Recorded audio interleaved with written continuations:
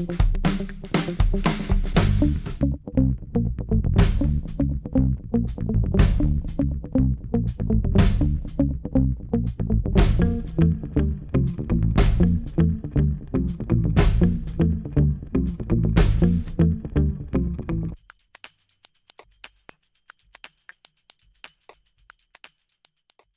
happened to you Sunday morning? Sunday morning at about 4 a.m., a little after 4 a.m., I guess 4:05, my wife woke me up, panicked, and said, "There's somebody in the house."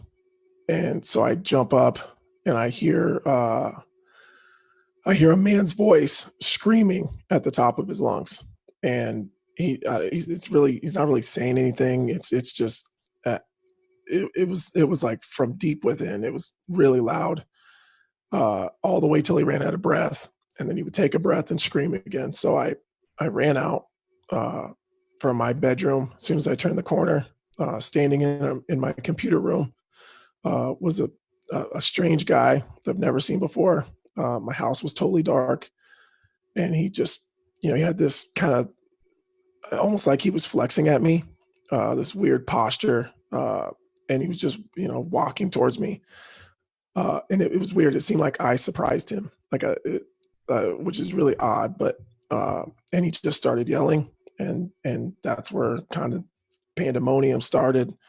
My wife followed me out of the bedroom, and she had to go down the hallway to get the kids. And I just, I kind of just ran him over, and we started fighting. And this whole time, my wife is trying to gather the kids, get them to their bedrooms or to a bedroom so we could hide them. And it was just, and that was kind of where it started. The fight was on, and with the strange guy in my house. Okay. And so when you go downstairs to see this man, what happens? As soon as I see him, I think I hesitated for just a second because, I don't know what I expected. But as soon as I turned the corner, and my bedroom is on the same floor. So he was only 15 or 20 feet max from me when I came out of the bedroom. So as soon as I came out, he just looked at me and kind of flexed and like it looked like he was trying to scare me and was coming my way. So I paused and kind of thought to myself, I don't know him. And, then just panic. It's like the most terrifying moment of your life.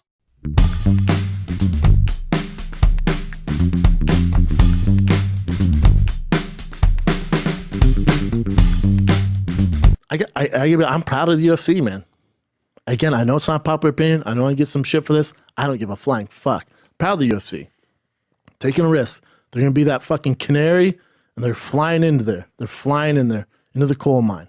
And guess what? That canary's going to come out just fine. And all you bitches are going to watch it.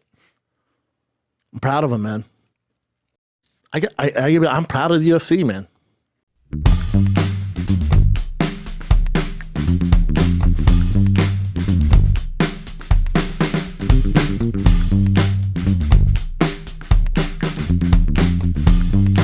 Being my daddy, right? And I said, and then I guess people started going, his dad got killed, what an asshole. And so then Dana called me on three-way with Jones, and Jones was apologizing, like, hey, wow. I didn't know, all that, like, I didn't know all that happened. And I was like, okay.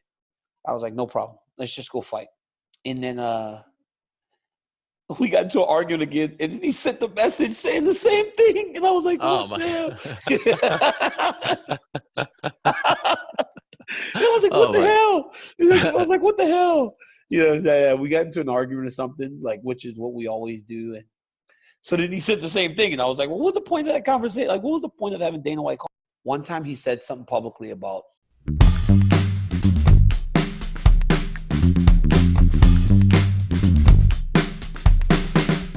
versus Tony Ferguson on April 18th. Obviously, everybody knows that the Khabib fight fell out. Khabib, and I could go on for 10 minutes telling you how that whole thing fell apart. But the reality is that's nobody's fault. Every day when I got up, the rules changed. Every day. things were shutting down, things were closing down. You know, many people thought that this would be impossible for us to pull off. I am always of the mindset that nothing is impossible. We'll get this figured out. When there's a will, there's a way. And he got caught up in Russia. It was a total mishap.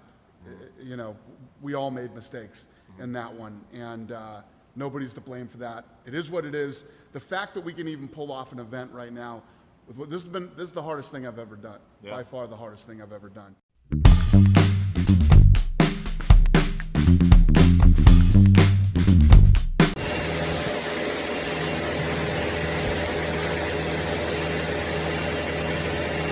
Round 6. Let's go.